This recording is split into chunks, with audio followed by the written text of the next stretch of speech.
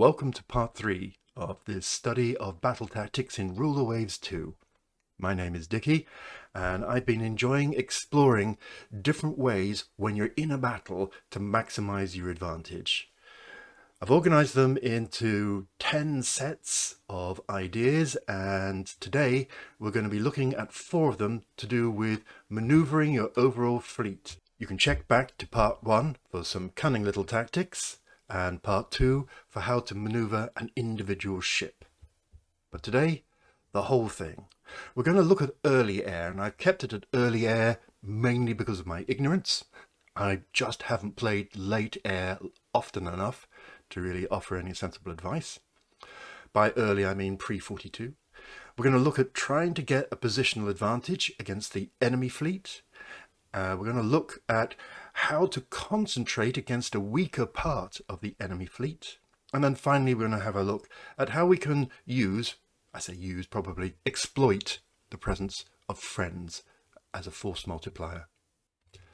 So let's crack on. Tactic number 24, early air, scout, wound, finish off. If you haven't really been paying naval history much attention, you may have absorbed the kind of mythical carrier story, which goes something like, stupid old admirals in the 20s and 30s were obsessed with battleships and neglected the importance of carrier aircraft until, boom, Pearl Harbor knocked out the American battle fleet, and so they had to use carriers innovatively, and they became the dominant weapon system. Not quite. Actually, admirals immediately understood the importance of aeroplanes all the way back to within a couple of years of the invention of lighter than air and heavier than air aircraft. And in the 19-teens, the Royal Navy in particular, but all navies, were interested in experimenting with this newfangled contraption, despite the very heavy limitations involved in reliability and operability and range and payload and all the rest. And in the 20s and 30s, they invested very, very heavily in the creation of large-scale carrier forces. And these pre-1942, admirals were very conscious of just how darned useful carriers could be, but they weren't the carriers of the second half of the Second World War. They didn't have the range, they didn't have the payload. They wanted them to scout. Scouting is not a trivial secondary ancillary task. Scouting is absolutely vital. The want of good scouting is what hampered many almost but not quite fleet engagements in the First World War. Despite the success of British naval intelligence, Room 40 and all that, the limitation on radio ranges, the limitation on command and control, and the limitations of visible observation from light cruiser screens meant it was very, very hard to find the enemy. Carriers were to transform that. And then, having found the enemy, number 1 here, send out your scouts. Number 2 was to send out a strike force. Not in the expectation that it would crush your enemy fleet, but in the expectation, at least hope, that it would wound some of the enemy fleet, slowing it down so that 3, and it happened at the Battle of Matapan in the Mediterranean in the Second World War. It was a well-practiced and well-understood way, and you should lean into this. This is what you should expect from your 20s and 30s carriers. Tactic number 25. Blend your Air Force mix on carriers and land air bases. I'm tipping my hat here to the work of Brygun and his land airbase strategy document. Here's the link on the Ruler Waves forums. It looks quite involved, but actually when you break it down, it's not too complicated, so let me do that. I've abbreviated the aircraft types over here. So pre-42, and still using 42 as a kind of watershed, your carriers should contain fighters, bombers, torpedo bombers and dive bombers. And your light carriers should also include fighters and only torpedo bombers. Or for your land air bases, It depends on the size that you are permitted, and of course, what aircraft technology is available at what time. The most important type of land-based aeroplane is the flying boat. The flying boat is, and also contributes a significant ASW bonus. When you only have 20 aeroplanes on an airbase, fill them with flying boats. You can, under certain circumstances, add fighters. Brygun, in his strategy document, quite liked playing with a role-playing element, which is up. I don't think fighters are strictly necessary, except under some specific conditions. When that increases to 40, add torpedo bombers to the mix. At 60, you can add medium bombers to the mix if they are available. And then at 80 and 100, just keep on adding medium bombers. How it really cannily suggests that you don't have to fill all of your air bases with aeroplanes all the time. A mistake I've made. I have 20 air bases, each at 100, so I've got 2,000 aeroplanes to pay maintenance for. No, don't do that. Keep a set of medium bomber squadrons in your strategic central reserve, 10 maybe, and then send them to the areas where they're needed in a war, rather than maxing all of your air bases. This will significantly lower the cost of maintaining a large number of air bases. Also remember that in your game settings at the beginning, you can lower the maximum size of your air bases. The default is 100, but you can take it down to 80 or 60. These are, I think, really helpful guides, and the not wasting your money building up aeroplanes on every single base is genius piece of cost saving. He also suggests modifying it depend on certain circumstances. So if the base is in an invasion risk zone, then you might want to add fighters. If the base is at a narrow, like Gibraltar, then you don't need the range of the medium bomber, because everything has to come to you, so you can save a bit of money by just having more torpedo bombers instead. And if the base is next to another base very close by, so basically within range of each other, then you can treat that as one airbase, one dual airbase. The example he gives is Emden and Wilhelmshaven in Germany are very close, and so instead of treating them as, say, 240s, you can treat them as 180. The range at which a dual airbase becomes dual obviously expands as the range of aeroplanes expands in the 20s, 30s and 40s. Finally, he suggests keep your airships. They give you a second layer of scouting, and unless the maintenance costs are high or you are noticing they are taking way too many losses, just keep them. Finally, float planes, one per cruiser that you intend as a raider. It gives you a raiding bonus to have one float plane, but no more than that. 2 or 4 per light cruiser and above if you want them for scouting, which is to save scouting missions flying off your carriers, so that your carrier aircraft are retained as strike aircraft. If you want to do that, remember to set float plane search priority in your doctrines dialog box. Otherwise the game will just launch off carrier planes as well. And you can experiment with AVs, seaplane carriers or seaplane tenders. 6, 18, there is actually no limit to the number of float planes. I have been looking into this a little bit more. The utility of the AV type is unclear, shall we say, but certainly worth an interesting experiment or two, and there's some stuff in the forums that will help guide you. 26. Air is for daytime, or technically air is for good visibility. When visibility is good, aeroplanes are really powerful. When visibility is bad, they aren't, and your carriers are vulnerable. So at night time, in bad weather, or when your planes are out on a sortie, make sure you shield your carriers using the rest of your fleet. Here is a plan view of the layout of the US fleet from this very interesting document by Trent Hone, Building a Doctrine, US Naval Tactics and Battle Plans in the Interwar Period. The fleet is moving upwards. They've got some heavy cruisers out in front, a screen of light cruisers with heavy cruisers on the wings, a screen of destroyers in front of the battle line in the center, the train, that's the supply ships, immediately behind, and then behind all of that, this large area for the carriers to operate with considerable flexibility and freedom for their launch and landing evolutions, and then a couple of cruisers at the back as rear guards. So just have in mind that your carriers are vulnerable and they do need shielding from the enemy. 27. Dusk.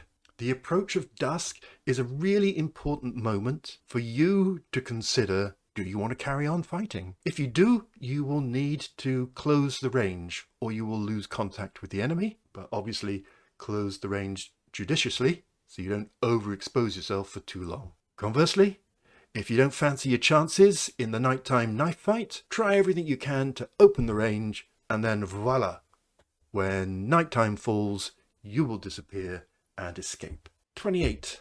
Dawn. Send out your scouts, whether it's your light cruiser screen or your float planes, with the approach of dawn.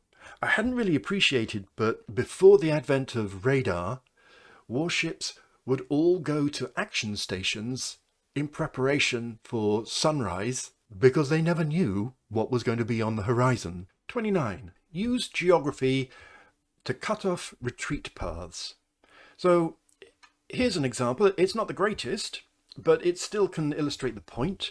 I've got a light cruiser force here, thrown thanks to the battle generator, way off the coast of Brittany. This line can cut off the retreat path to Brest. Yes, they can still go to Saint-Nazaire, but it lowers their options.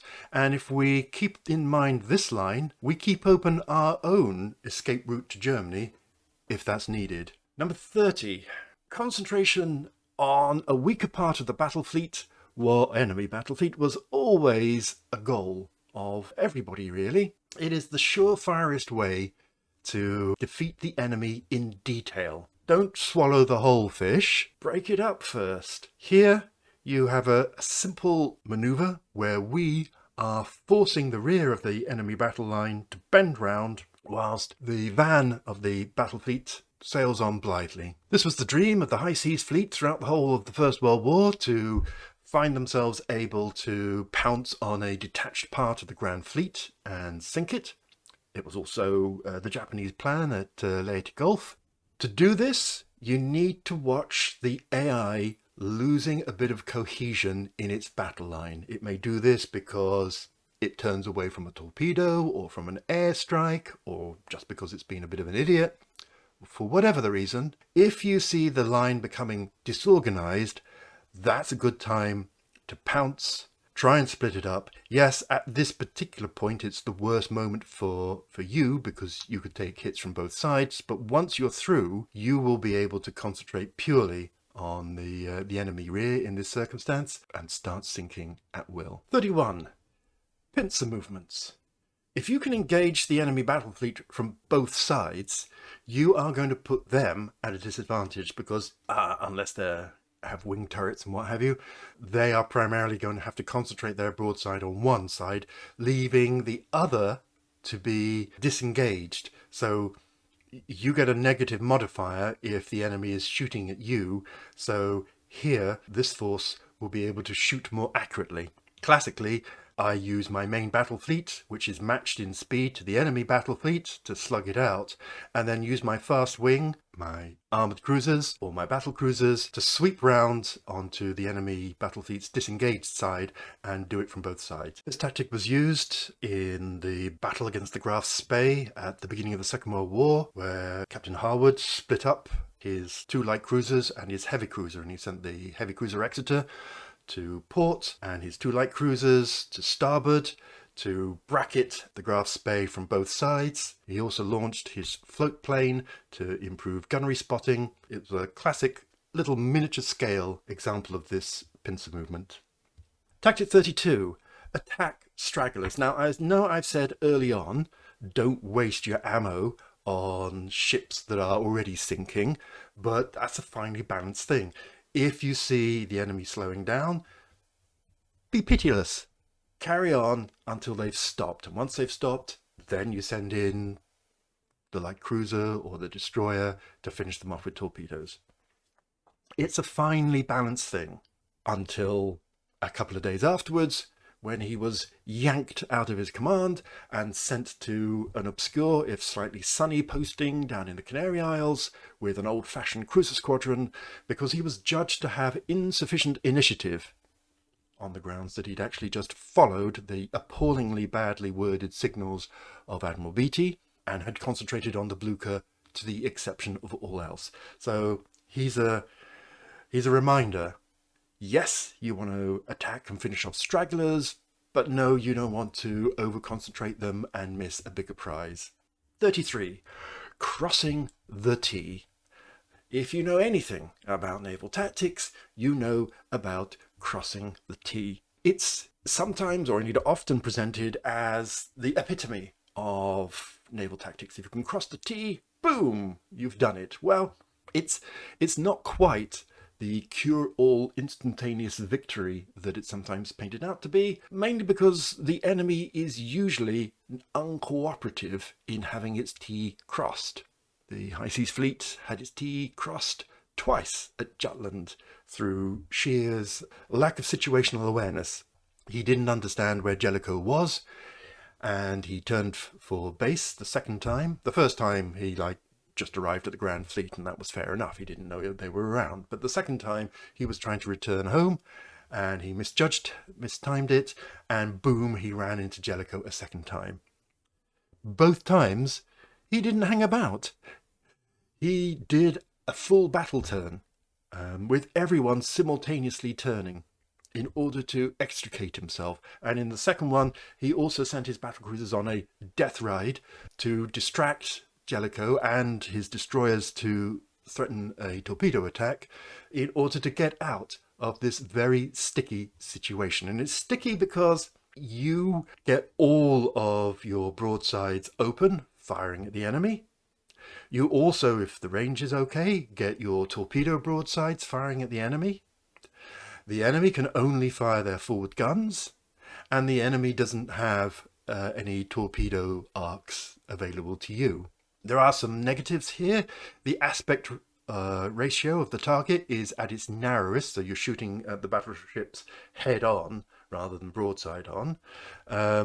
You will get a negative modifier for multiple ships firing at the same target, and because the enemy is unlikely to cooperate for very long with this, they will turn, and you'll get a modifier for that. But you know, if you get into this position, you can pat yourself on the back, take a screenshot, post it in the forums, and people will respect you for it. 34. The first of our discussions about using friends. And when I say using, I probably mean abusing. First of all, sacrifice your allies. Here's the good old Grand Fleet's 6th Battle Squadron, or as the US Navy like to call it, Battleship Division 9, who joined the Grand Fleet in October 1918. If you get an enemy battle fleet turning up, or an enemy squadron turning up in your battle, make them do the stupider, riskier things. Their losses are not your losses. 35. Use support from friendly forces. So here's this same situation. I've got a cruiser force generating off the coast of Brittany. There is an independent force here. It's another cruiser. And then there's a second independent force, also another cruiser, located somewhere here. I don't know where. The battle generator won't show me. Obviously, if I sail in those directions, I am much more likely to embroil them in any fight and add them to my strength. Obviously, I can't control them, but you never know. They might turn out to be handy. 36 is use support from your friendly base. Now, in this particular scenario, the German base is far, far too far away. The French actually can exploit this with bases at Saint-Nazaire, Cherbourg and Brest. If you move towards your bases, you will gain help from any minefields. You will gain help potentially from coastal guns. You will gain help from motor torpedo boats if you buy them and once they're available. And of course, in the later game, you will gain help from land-based air. Those are potentially quite significant boosts to your strength in fighting a battle. So that's it for study number 3. I hope you found it useful. In study number 4, we'll be looking at the big picture when we start a battle. But for now, remember to exploit your early air as was intended. Try and gain positional advantage. Try and concentrate on a particular, smaller part of the enemy battle fleet so that you can destroy it, and exploit the bonuses that friends can give you. Thanks for watching. Stay safe. Bye for now.